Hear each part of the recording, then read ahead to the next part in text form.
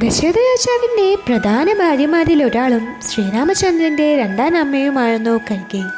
സ്വന്തം മകനായ ഭരതനെ പോലെ തന്നെ കൈകേയി രാമനെയും സ്നേഹിച്ചിരുന്നു. അതുപോലെ തന്നെ ശ്രീരാമചന്ദ്രൻ സ്വന്തം അമ്മയായ കൗസല്യയോട് കാണിക്കുന്ന അതേ ഭക്തിയും ബഹുമാനവും കൂടെ തന്നെ കൈകേയിയെ ആദരിക്കുകയും സേവിക്കുകയും ചെയ്തിരുന്നു. എന്നാലും മായയുടെ ആ സ്വാധീനം, ആ മായാശക്തി കൈകേയിയുടെ ദാസിയായ മന്ദരയുടെ ഹൃദയത്തിൽ പ്രവേശിക്കുകയാണ്. അപ്പോൾ രാമചന്ദ്രൻ ഉടനെ തന്നെ രാജാവാകും എന്ന വാർത്ത കേട്ട കൈകേയി സന്തോഷത്തോടെ അത് ആഘോഷിക്കുകയാണ്. പക്ഷേ മന്ദര ആ സന്തോഷത്തിൽ വിഷം കലർത്തുകയാണ്. അവൾ കൈകേയിയോട് പറയാണ്, മൂഢയായ സ്ത്രീ, രാമൻ രാജാവാകാൻ പോവുകയാണ്. അപ്പോൾ നിന്റെ മകനായ ഭരതനോട് അസൂയപ്പെടും എന്ന് നിനക്ക് മനസ്സിലാവുന്നില്ലേ?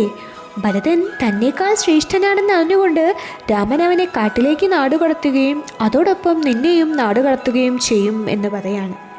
ആദ്യമൊന്നും കൈകേയി മന്ദരയെ വിശ്വസിക്കാൻ തയ്യാറായില്ല. കൈകേയി പറയും, ഇത് സാധ്യമല്ല ഒരിക്കലും. കാരണം രാമൻ അത്രയും എന്നെ സ്നേഹിക്കുന്നുണ്ട്.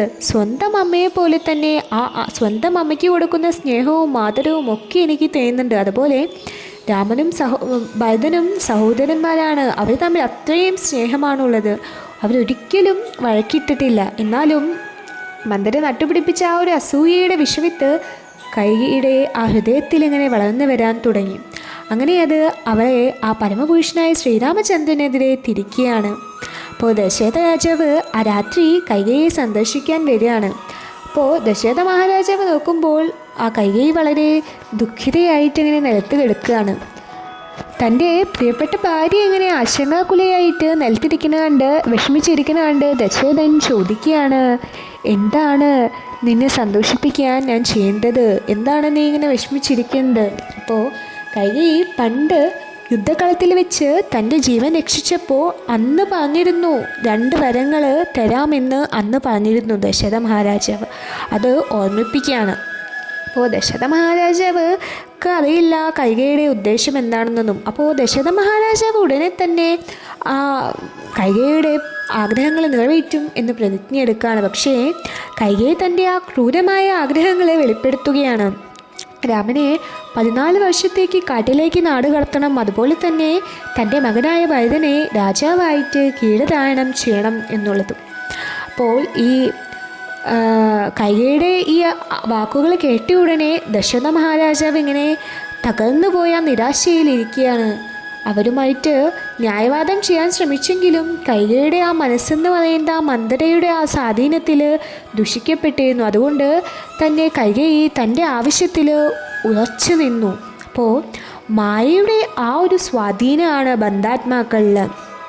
ഈ ലോകത്തിലെ എല്ലാ ബന്ധാത്മാക്കളുടെ അവസ്ഥ കൈകേയിയുടെ സമാനമായുള്ളതാണ്. കാരണത്തിൽ നമ്മളെല്ലാവരും ഭഗവാന്റെ തന്നെ ഒരു ഭാഗമാണെങ്കിലും നമ്മൾക്ക് ആരും ശുദ്ധരല്ല. കാരണം നമ്മളുടെ ആ ഹൃദയത്തിനുള്ളിൽ നമ്മൾക്കറിയാം നമ്മുടെ ഹൃദയത്തിനുള്ളിൽ ഭഗവാൻ ഉണ്ട് എന്നൊക്കെ. പക്ഷേ എന്നിരുന്നാലും നമ്മൾ എത്ര വലിയ ആളുകളാണ്, എത്ര നമുക്ക് എന്തൊക്കെ അറിയാമെന്നുണ്ടെങ്കിലും ആ ഭൗതികമായിട്ട് ചിന്താഗതിയുള്ള ആളുകളുമായിട്ട് നമ്മൾ സഹവസിക്കുകയാണെങ്കിൽ നമ്മൾ പിന്നെ കുറച്ച് കഴിയുമ്പോൾ അവർ പറയുന്നത് വിശ്വസിക്കും. പിന്നെ നമ്മളെ അങ്ങനെ പതുക്കെ പതുക്കെ നമ്മുടെ എല്ലാ നല്ല ഗുണങ്ങളും അങ്ങനെ നശിപ്പിക്കപ്പെടുകയാണ്. അപ്പോൾ നമ്മൾ ആരായിട്ട് സഹവസിക്കുന്നോ അതുപോലെയായി തീരും എന്നാണ് പറയുക. കാരണം സന്യാസിമാരുമായിട്ട് നമ്മൾ സഹവസിക്കുകയാണെങ്കിൽ നമ്മൾ വലിയ വിശുദ്ധരായി മാറും. എന്നാൽ ഭൗതികമായിട്ട് ചിന്താഗതിക്കാരായ ആളുകളുമായിട്ട് നമ്മൾ സഹവസിക്കുകയാണെങ്കിൽ നമ്മൾക്ക് അസൂയയും അതുപോലെ തന്നെ നമ്മൾ ഭൗതിക ചിന്താഗതിയുള്ള ആളുകളായി മാറുകയും ചെയ്യുന്നു.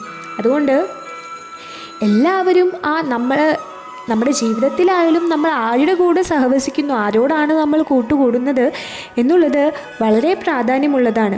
അതുപോലെ തന്നെ ഭൗതികമായ സുഖങ്ങളിൽ നമ്മൾ അമിതമായിട്ട് ആസക്തരായിട്ട് അങ്ങനെ നമ്മൾ സഹവസിക്കുകയാണെങ്കിൽ നമ്മൾ സ്വയം വിഷം കുടിക്കുന്നതിന് തുല്യമാണ് എന്നാണ് പറയുന്നത്. ആ ഒരു ആ ഒരു മിഥ്യ, ആ ഒരു ശക്തി നമ്മുടെ ജീവിതത്തിലെ പ്രവേശിച്ച് നമ്മുടെ ആ ബോധത്തെ മലിനമാക്കും. അങ്ങനെ നമ്മുടെ ആ ഹൃദയത്തിൽ ഉള്ള ആ ഭഗവാനെ അറിയാതെ പോവും നമ്മൾ. അപ്പോൾ അത്തരം ആ ഒരു സ്വാധീനങ്ങൾക്ക് വഴങ്ങുന്നതിന് പകരം നമ്മൾ എല്ലാവരും ഭഗവാന്റെ ആ മഹത്വങ്ങൾ കേൾക്കാനും ആ ശ്രവണം, കീർത്തനം, സ്മരണം എല്ലാം ചെയ്ത് ഭഗവാന് വേണ്ടിയുള്ള ഭക്തിയുടെ സേവനങ്ങൾ ഏർപ്പെടാനും അങ്ങനെ ഭൗതികമായ ആ ഒരു ചിന്തകളിൽ നിന്നെല്ലാം മാറി ശുദ്ധമായ ആ ഒരു സാധുസംഘത്തിലേക്ക് എത്തേണ്ടതിൻ്റെ ആ ഒരു പ്രാധാന്യം ആണ് പറയേണ്ടത്. അപ്പം ഇതിൽ നിന്ന് നമ്മൾ ആ സാധുസംഘത്തിൻ്റെ എന്താണ് ആ സാധുസംഘത്തിൻ്റെ ശക്തി എന്ന് പറയണു. കാരണം എന്താണെന്ന് വെച്ചാൽ കൈകേയിയുടെയും മന്ദയുടെയും കഥ, ആ കൈകേയി നല്ലൊരു സ്ത്രീ ആയിരുന്നു, പക്ഷേ ആ മന്ദരയുമായുള്ള സഹവാസത്താൽ ആ ഒരു മന്ദരയ്ക്ക് കൈകേയിയുടെ ആ ഒരു മനസ്സിൽ, ആ ഒരു ഹൃദയത്തിൽ ആ ഒരു അസൂയയും ഭൗതികമായ ചിന്തകളും ഉളവാക്കാൻ കഴിഞ്ഞതുകൊണ്ടാണ് ആ ഒരു തകർച്ചയിലേക്ക് കൈകേയി പോയത്. പക്ഷേ നേരം ഭക്തരുമായിട്ടാണ് നമ്മൾ സഹവസിക്കുന്നുണ്ടെങ്കിൽ നമ്മൾ പതുക്കെ നമ്മുടെ ആ ഒരു ഭൗതികത എല്ലാം വിട്ട് ആ ഒരു മാലിന്യവും മായയും എല്ലാത്തിൽ നിന്നും നമ്മൾ ഒഴിയും എന്നാണ് പറയുന്നത്. അപ്പോൾ മായയുടെ ആ സ്വാധീനമാണ്. കാരണം മായ എന്ന് പറയുന്നത് നമുക്കറിയാം, മായ നമ്മൾ എങ്ങനെയൊക്കെ ശ്രമിച്ചാലും നമ്മുടെ ജീവിതത്തിലേക്ക് വീണ്ടും വരികയാണ്. കാരണം എത്ര വലിയ ആളുകളാണ്, എത്ര അധികം കഴിവുണ്ട്, എത്ര വലിയ തപസ്സാണ് നമ്മൾ ചെയ്തിട്ടുണ്ട്, എന്തൊക്കെ പറഞ്ഞാലും ആ ഒരു ഏതെങ്കിലും ഒരു നിമിഷം നമ്മൾ അതിൽ നിന്ന് ഒന്ന് തെറ്റി നിന്നാൽ മായ വീണ്ടും നമ്മളെ വീണ്ടും നമ്മളുടെ അടുത്തേക്ക് തിരിച്ചു വരും, നമ്മളെ മായയിൽ അകപ്പെട്ടു പോകും. അതുപോലെ തന്നെ ആ ഒരു ആത്മീയമായ ആ ഒരു നമ്മൾ ജാഗ്രത ആയിരിക്കണം എന്നാണ് എപ്പോഴും പറയുന്നത്. കാരണം നമ്മളെ ആ ഒരു ആത്മീയ ജീവിതത്തിൽ നമ്മളെപ്പോഴും നമുക്കറിയാം നമ്മുടെ ജീവിതത്തിൽ ഒരുപാട് ആളുകളുണ്ടാവും, അതുപോലെ ഒരുപാട് സിറ്റുവേഷൻസ് ഉണ്ടാവും. അപ്പോൾ ഇതിനെല്ലാം നമ്മുടെ ആ ഒരു ജീവിതത്തിൽ സ്വാധീനമുണ്ടാവും. അപ്പോൾ നമ്മൾ എന്താണ് നമ്മുടെ ജീവിതത്തിലേക്ക് കൊണ്ടുവരുന്നത്, എന്തിനോടാണ് നമ്മൾക്ക് ആ ഒരു ആസക്തി തോന്നുന്നത്, അപ്പോൾ ഇതെല്ലാം നമ്മൾ എപ്പോഴും ശ്രദ്ധിക്കേണ്ട ഒരു കാര്യമാണ്. അപ്പോൾ അതുപോലെ തന്നെ ആ ഒരു സത്സംഗത്തിൻ്റെ പ്രാധാന്യം നമ്മുടെ ആത്മീയബോധം നിലനിർത്തുന്നതിനും അത് ശക്തിപ്പെടുത്തുന്നതിനും ആ ഒരു ഭക്തരുമായുള്ള സത്സംഗം, ആത്മീയമായ ആ ഒരു സത്സംഗം എപ്പോഴും ആവശ്യമാണ് എന്നാണ് പറയുന്നത്. കാരണം നമ്മുടെ ജീവിതത്തിൽ എപ്പോഴും പ്രശ്നങ്ങളും കൺഫ്യൂഷനും അങ്ങനെ ഭൗതികമായിട്ട് എപ്പോഴും നമ്മൾ ഓരോ വിഷമങ്ങളിങ്ങനെ അനുഭവിച്ചുകൊണ്ടിരിക്കുകയാണ്. അപ്പോൾ ആ ഒരു ഭക്തരുമായിട്ടുള്ള ആ പ്യുവർ ഡിവോട്ടീസുമായിട്ടുള്ള ആ ഒരു അസോസിയേഷന് മാത്രമാണ് നമ്മുടെ ഈ ഭൗതികമായ ബന്ധനങ്ങളിൽ നിന്നെല്ലാം പതുക്കെ നമ്മളെ വേർപ്പെടുത്തിക്കൊടുന്ന ആ ഒരു ശുദ്ധ ഭക്തിയിലേക്ക് ഉയർത്തി ആ ശുദ്ധ സത്വഗുണത്തിലേക്ക് ഉയർത്താനും ഭഗവാനിലേക്ക് അടുപ്പിക്കാനും കഴിയുകയുള്ളൂ. അപ്പോൾ ഇതാണ് നമ്മൾക്ക് ഈ കഥയിൽ നിന്ന് മനസ്സിലാക്കേണ്ടത്. ഹരേ കൃഷ്ണ.